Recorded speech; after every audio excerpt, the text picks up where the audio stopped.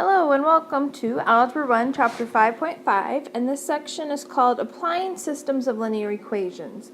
And we're not going to learn any new ways to solve a system, we're just going to apply the three methods we've already talked about. So the first thing is to be able to look at a system and determine the best way to solve it. So if you're presented with the system 5x plus 7y equals 2, negative 2x plus 7y equals 9, what is the best way to solve this system?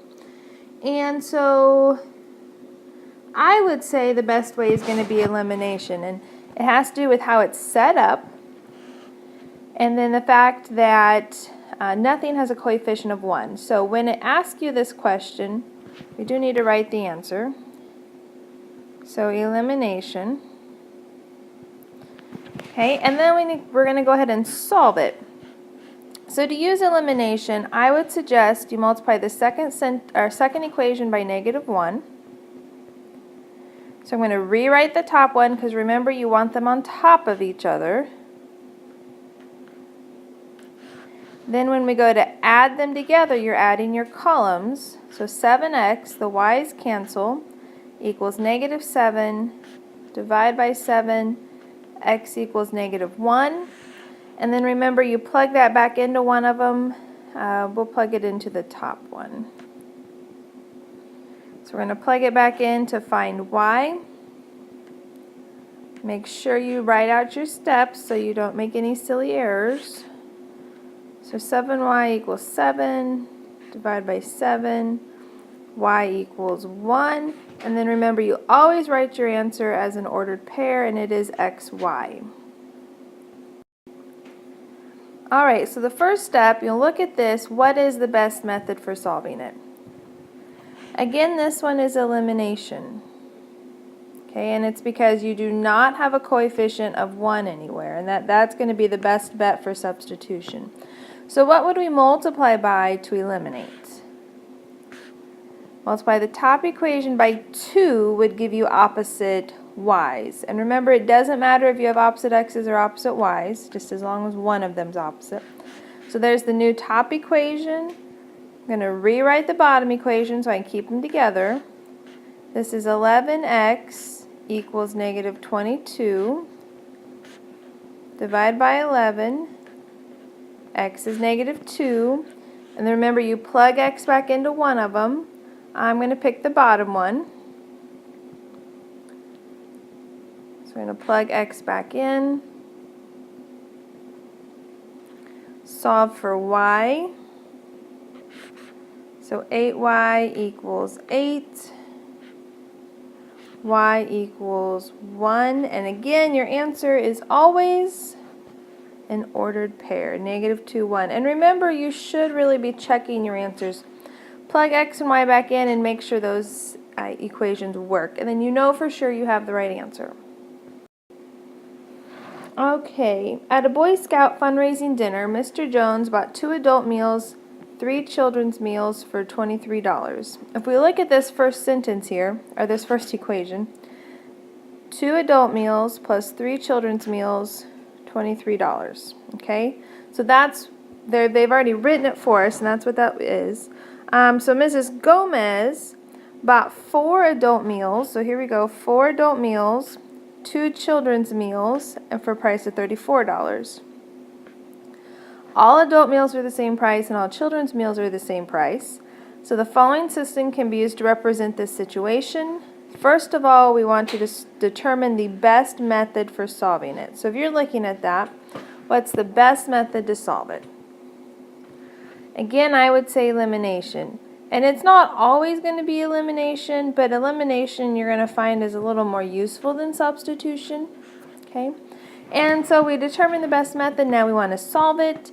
And the question really is, do you want to make the x's opposites or the y's opposites? Well, the x's, we only have to multiply the top equation, and I would multiply by negative 2, so that when you distribute, you have a negative 4x minus 6y equals negative 46. Positive 4x plus 2y equals 34 on the bottom there. Negative 4y equals negative 12. divide by -4, y equals 3. Okay, and then we're going to plug that back in. I'll just plug it into the top one, 2x plus 3 times 3. And remember, it doesn't matter if you plug it into the top one or the bottom one. They should both give you the same solution. So 2x equals 14, divided by 2, x is 7. And in this case, it's probably better to spell out your answers than it is to write it as an ordered pair. So we're going to do $7 adult meals. And then we have $3 children's meals. There's your solution. Alright, Ace Car Rental rents a car for $45 a day and 25 cents per mile, and Star Car Rental rents a car for $35 a day and 30 cents a mile. How many miles would a driver need to drive before the cost of renting a car at Ace Rental and renting a car at Star Rental were the same? Okay, so this one we actually need to write our system of equations.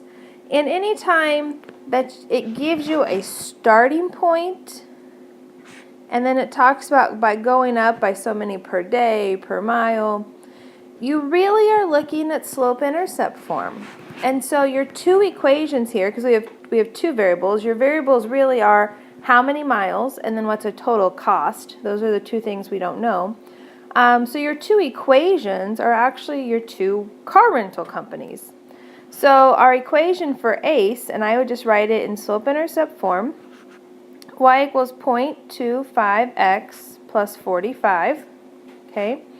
And then your equation for Star, y equals 0.3x plus 35, and then it's in slope-intercept form. Now, what's the best way to solve this one? This one I would say substitution, and you're going to put this in for that y right there, because that's what y equals. So you're going to 0.25x plus 45 equals 0.3x plus 35. And then remember I said that you should always move your variable first. It does help. So I move my variables together. So 45 equals 0.05x plus 35.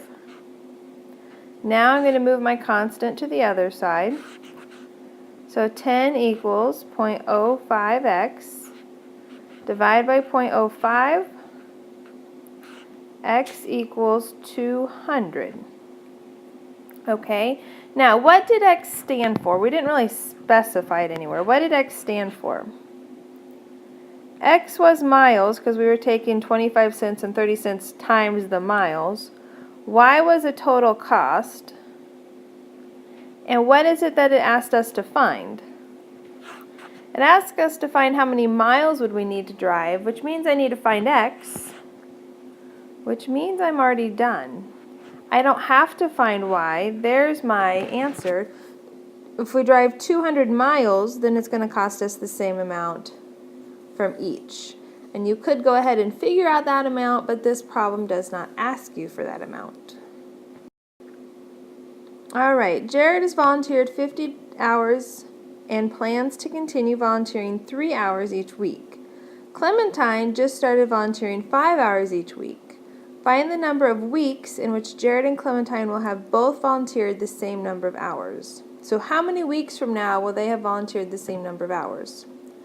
And again, if you're looking at a starting point and then by going up so much per week, you're really looking at slope-intercept form. So you're going to have an equation for Jared and an equation for Clementine. So y is going to stand for total hours.